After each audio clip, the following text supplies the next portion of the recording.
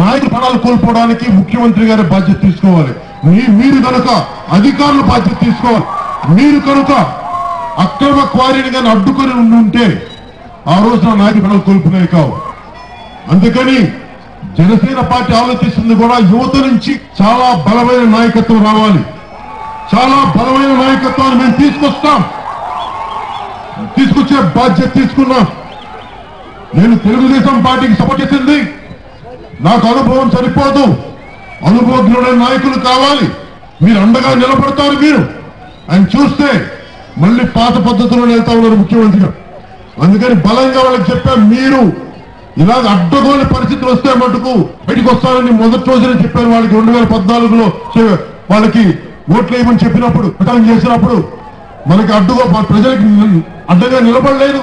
అందుకని బయటకు వచ్చిన రోజున తెలుగుదేశం పార్టీకి మనం వాళ్ళు చేసిన పద్ధతులు పోరాటం చేస్తా ఉన్నాం. అలాగే తెలుగుదేశం పార్టీ నాయకులకి నేను పాడేరు నుంచి హెచ్చరిస్తా ఉన్నాను.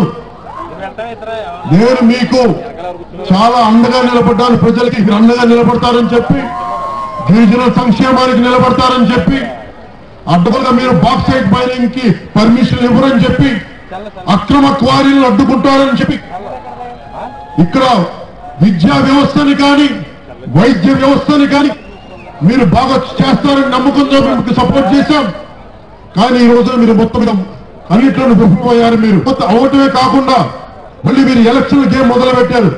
ఒకవైపున జనసేన పార్టీ పవన్ కళ్యాణ్ కనీసం ఒక చిన్న పార్టీ కార్పొరేటర్ కౌన్సిలర్ పదవి మా వాళ్ళకి ఎవరికి ఆశించకుండా మీకు సంపూర్ణంగా మీకు సహకారం అందిస్తే, మేము వదిలేసిన మాకు ముద్రకున్న రాజ్యసభ సీట్లు తీసుకొని టీజీ వెంకటేష్ అనే ఒక వ్యక్తి పర్యావరణాన్ని అడ్డగోలుగా మీ వ్యర్థాలని నదుల్లో కలుషితం చేసే కర్నూలు పారిశ్రామికవేత్త టీజీ వెంకటేష్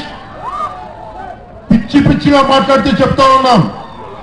పనికి మాలినవి మాట్లాడతాం, మనిషి పనికి వచ్చేవి మాట్లాడతాం నేర్చుకోండి టీజీ వెంకటేష్ గారు. మేము వద్దనుకుంటే పడేసిన రాజ్యసభ సీట్కి నువ్వు మాట్లాడుతున్నావు. జాగ్రత్త. ప్రజల మనోభావాలతో ఆడుకోకు, తెలియకుండా మాట్లాడుకో. పెద్ద మనిషి అని మర్యాద ఇచ్చాను. నువ్వు అదుపు తప్పి మాట్లాడితే నేను వేరే వ్యక్తిని గుర్తుపెట్టుకోండి. పెద్దరికం నిలబెట్టుకోండి. ఇష్టానికి మాట్లాడకండి. మీరు